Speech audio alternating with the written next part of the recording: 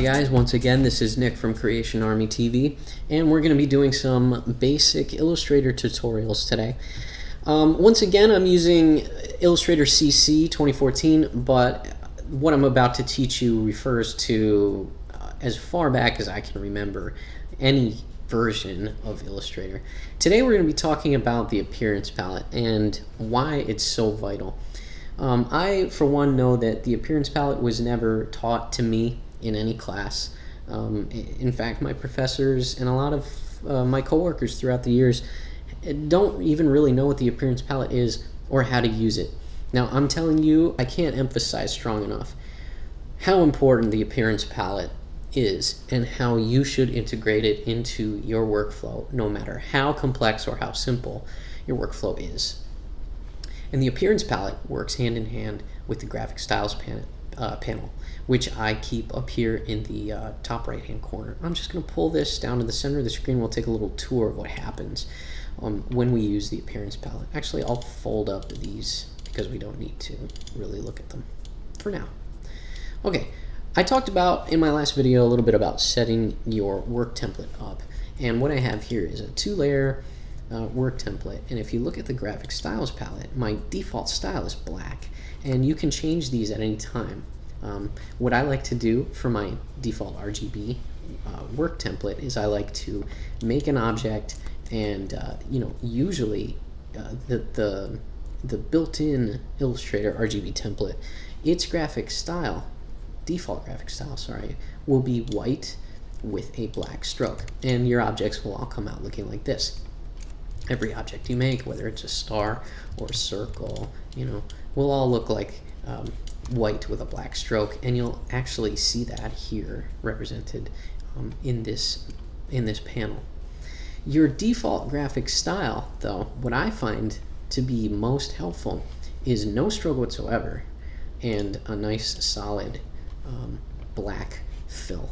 So I use black as a spot color, and now I have my very basic object. And you can see from the appearance palette that I have a summary of this object. So any object that I have selected, like right now I have nothing selected and it says no selection, will be summarized here in the appearance palette. What I like to do for my RGB template, the whole document that we're looking at right now, is I like to take this appearance and alt drag it over this graphic style right here, the default graphic style. As I tap option, you can see that it gets highlighted and unhighlighted. If you option drag over it, you will overwrite the default graphic style. So now my default graphic style, if I hit D, like if I were to draw a new object, and let's say I'll quickly color this star red. This is not a graphic style that is saved in this panel, so you don't see anything lit up here. But if I have it selected and choose default graphic style, then it goes to default, which is black fill. If I like the way this looks and I want to save it for later, I can just drag this right up into the graphic style panel and drop, and it creates a new graphic style. If I realize that I've made a mistake, it's replaceable later on. Let's say I want to add a blue stroke to this star. Let's go up to our stroke panel and increase the stroke there. This is the most gorgeous star I've ever drawn, and I realize that I want to save this graphic style because it's so beautiful. So all I do is I drag this red and blue star over here. I can create a new graphic style by dropping it here, or I can replace the old one by holding Option or Alt on a PC and replacing, basically just dragging and dropping the object over the new graphic style. Now that graphic style is saved for forever, and look, I can choose another object and click right over to it. Now let's get into what the appearance palette can do to help you out. So I'll just delete these, and I'll start by drawing a new object, a square, a wonderful rectangle. It's in the last graphic style that I was using, and that's because I have this new art has basic appearance unchecked. You should uncheck that too. I don't know, for some reason that is checked in Illustrator. So every new object that I draw will retain the last appearance, basically, or graphic style that I touched. But what's going on here with this appearance palette is the appearance palette gives you a visual breakdown or a summary of the object that you're touching. And it could be a single object or a group or a layer, but you'll see path, graphic style. Blue stroke, 10 point, opacity is default on that. And it is visible. And the fill is red. No other value basically besides opacity default, and this last opacity line here refers to the entire object. And you'll notice that blue is on top of red. It's above it. That means that on this object, the first thing that someone sees is this blue stroke. And what do I mean by that? Well, let's zoom in. I'm going to take this square and I'm going to use the appearance palette to click and isolate the top stroke. And then you can use the transparency palette to bring down the opacity. So you can sort of independently change the opacity. That's just one of many values that you can change independently because you're using the appearance palette to do it. So now our breakdown says the same thing as said before, except our opacity is now 42. You can actually click this as well. I think in versions of CC, these values are actually clickable instead of having to go up to the transparency palette. You can also change independently the value of the fill to whatever you want. So let's drag that down to 61, something like that. You'll notice, like I was saying before, the blue stroke is above the red fill, and that comes into play and becomes very important when you're trying to do nice typography with strokes. By default, Illustrator will make a stroke that is above or encroaching on this red, and it will choke out that red. And that's fine if you're just making a blue square or a red square like this. Nobody's going to know if you're, let's bring this back up, opacity back up to 100%. Nobody's going to know that the red square is choked out underneath. But when it comes to making a word, it is important, because first thing I'm going to do, first of all, is I'm going to save that graphic style right up here. Okay. If you have this word here and you want it to be red with a blue outline, it's going to make some beautiful text.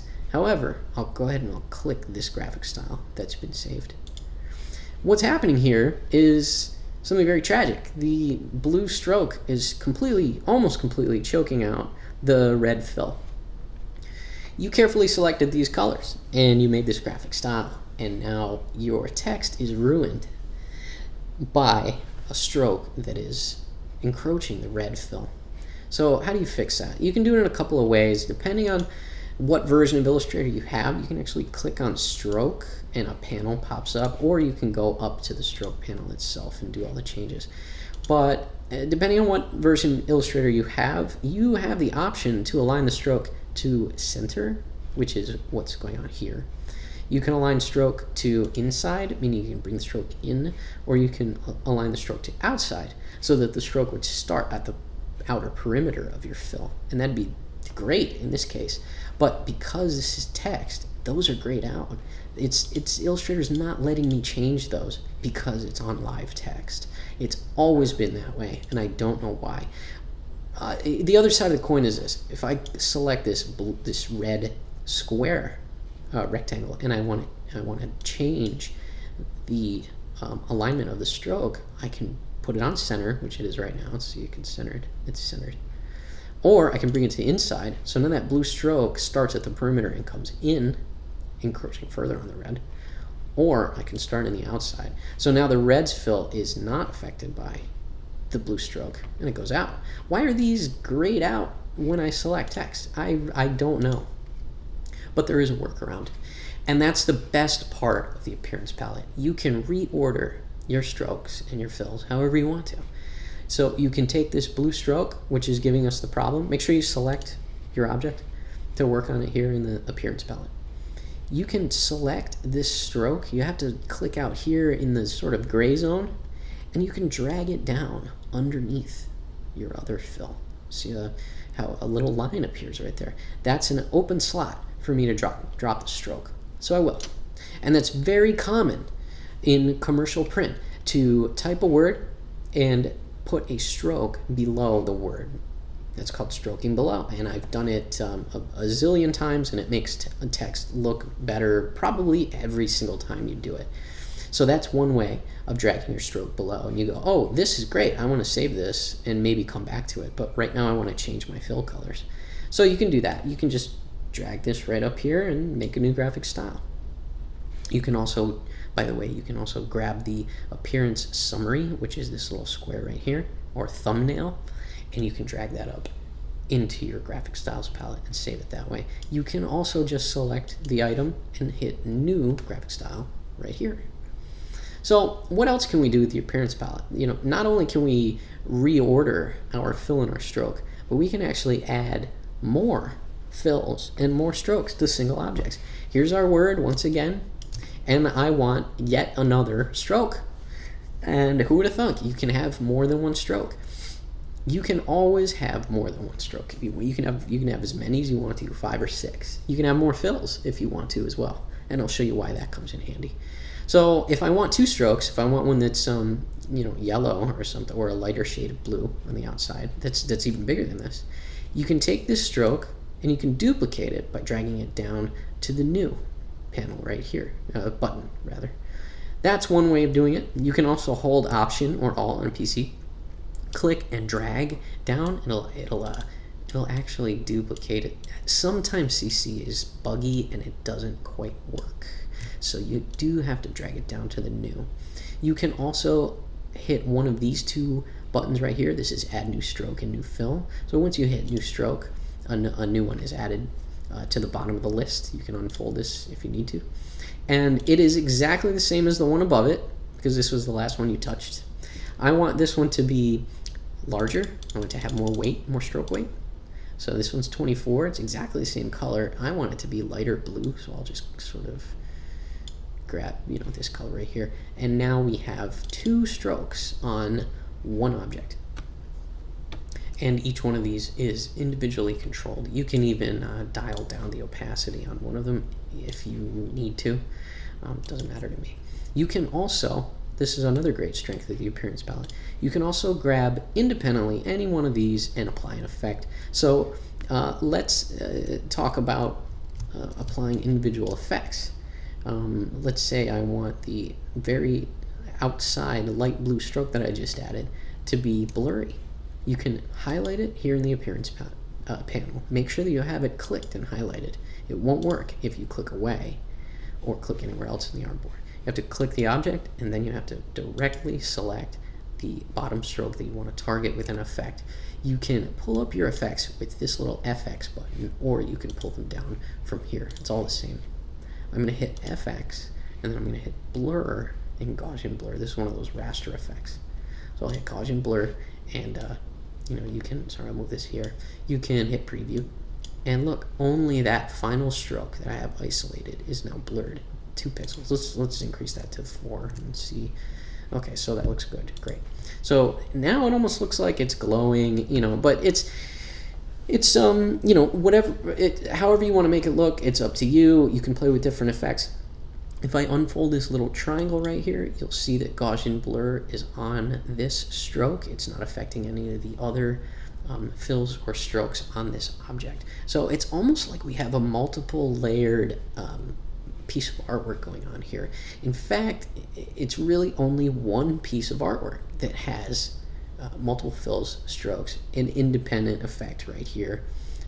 So it can lead to some great creative opportunities. So you can always save this here in the graphic style palette by dragging this up into the graphic styles palette, and there it is, saved for future use. You can select any other object. I'll zoom out. You can select this object and go, yeah, I like the look of this. I want it to look like that. So you will select graphic style 4. And sometimes I like to go in and name it Superstar, something like that. You can just double click on one of the graphic styles and just name it whatever you want. How about one more thing? I'll go, this red needs a glow. It needs an inner shadow or something like that. So you can individually select this red fill. I'll go to back to my effects panel, stylize, inner glow. This is just like the inner glow in Photoshop. I want my inner glow to be, let's say, overlay.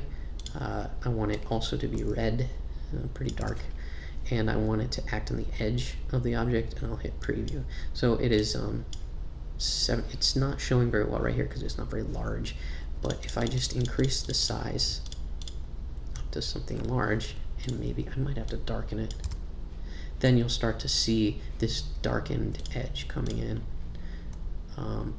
Who knows, maybe you can change this to multiply. Hey, there we go. Now we've got a graphic style. We've got an appearance of red fill first, inner glow, and then the 2 strokes.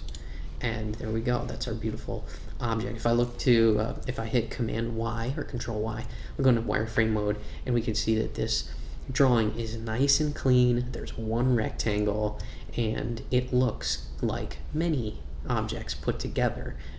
It looks like it has you know, multiple rectangles. It looks like it has a glow. You know, it doesn't have any of that. It just has a carefully thought out appearance. And then you can always grab the entire object and make sure that you are not clicked. See how I'm clicking here in the blank area? You're not clicked on any specific filler stroke. So you want to blur, let's say, the whole thing. Then you can come down here to blur, Gaussian blur, and then maybe increase the, you know, the slider to 7. And when I hit preview, you'll see that the entire object, all the fill and the 2 strokes, get blurred. So they get blurred out, and the whole thing is basically out of focus now.